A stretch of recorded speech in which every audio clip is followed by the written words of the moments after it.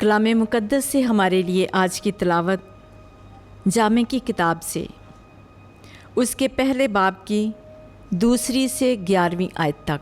बातिल ही बातिल, ये जामे का कहना है, बातिल ही बातिल, सब कुछ बातिल है। इंसान को उस सारी मुशक्क़त से क्या फ़ायदा है जो वो सूरज के नीचे करता है। एक पुश्त जाती है और दूसरी आती है, फ़क़्त ज़मीन ही ज़माने के अंजाम तक कायम रहती है।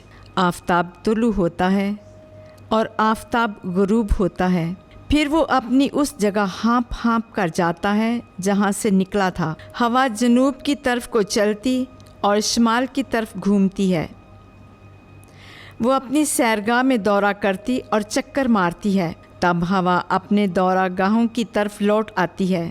तमाम दरिया समंदर में जा गिरते हैं, पर समंदर नहीं भरता। फिर उस जगह को जहाँ से दरिया निकले वो लौट जाते हैं ताकि फिर बहें। तमाम चीज़ें काम कर कर के थक जाती हैं, इंसान उनका बयान नहीं कर सकता। आँख देखने से सैर नहीं होती और कान सुनने से नहीं भरता।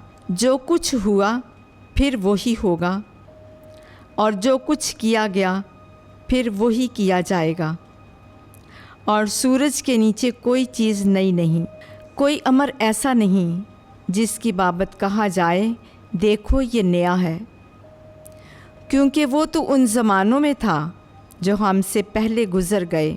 अगलों की कोई यादगार नहीं, और ना आने वालों ही की याद उन लोगों में होगी जो उनके बाद आएंगे।